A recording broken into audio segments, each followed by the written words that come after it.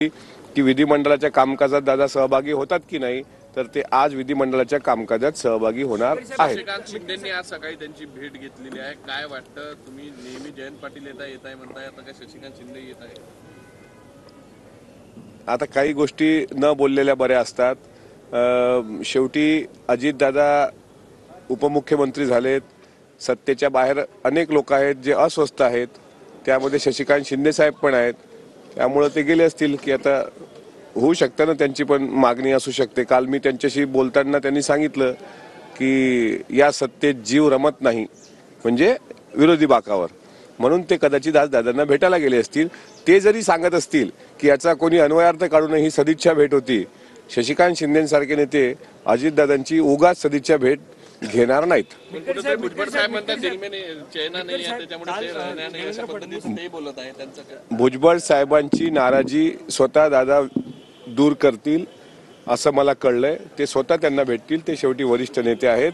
त्यांनी ते कशा अर्थानं म्हटलं हे भुजबळ साहेब आता आज त्यांच्या काय समर्थकांचा मेळावा वगैरे आहे, त्यात ते खुलासा करतील. राजापूरकर शरद पवार गटाचे राजापूरकर आहेत, ते आता छगन भुजबळांना भेटायला गेलेत. कसं बघताय? राजापूरकर ओबीसीचं नेतृत्व देखील करतात. नाही, भुजबळ साहेबांनी गेल्या अनेक वर्षांपासून ओबीसीचं नेतृत्व केलंय, समता परिषदेची स्थापना केली. अनेक लोक त्यांना भेटतात. आम्ही पण ओबीसी आहोत, आम्ही पण भेटतो. तो प्रश्न तो नाही आहे त्यांना भेटायचा. कोणी मोठ्या नेत्यांना भेटू शकतं. फक्त आमची विनंती अशी आहे की कार्यकर्त्यांच्या आडून जे कोणी उतावीळ कार्यकर्ते आहेत, जे जोळे मारो आंदोलन करून आमच्या नेतृत्वाला असं बदनाम करत असतील, तर ते मात्र काय खपून घेतल्या जाणार नाही. त्या जशाच तसं उत्तर दिलं जाईल. अशा प्रकारचा उद्दामपणा आम्ही खपून घेणार नाही. पक्षाचे राष्ट्रीय अध्यक्ष आदरणीय अजितदादा आहेत, त्यांच्या फोटोला जोड्या मारण्यापर्यंत जर कोणाची हिंमत गेली असेल तर त्याचं उत्तर त्यांना द्यावं लागेल.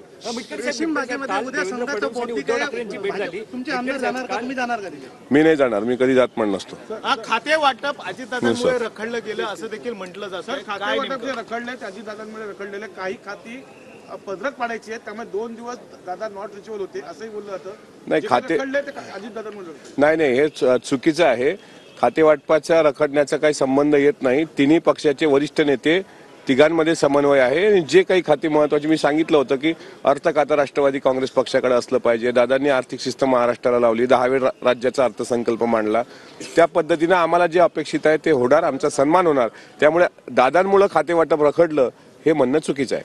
त्यांच्यामुळे 2 दिवस आजारी होते, त्यामुळे ते खाते वाटप नाही होत, असं नाही आहे. गळ्याचा संसर्ग, ज्याला थ्रोट इन्फेक्शन म्हणतात, त्यामुळे ते त्यांना डॉक्टरांनी आरामाचा सल्ला दिला. हे स्वतः प्रांताध्यक्षांनी खुलासा केलेला आहे.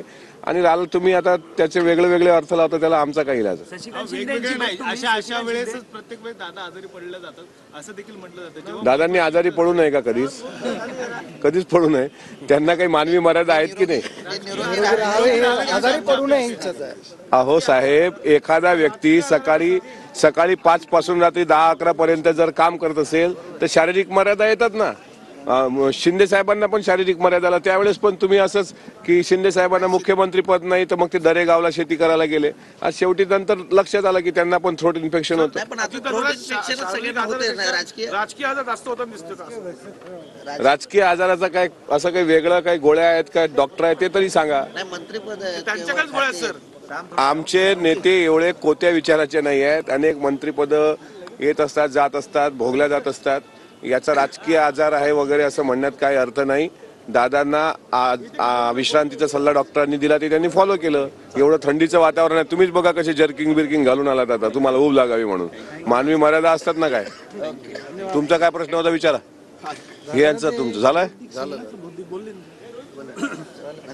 तुम्ही नाही आले उबदार कपडे घालून.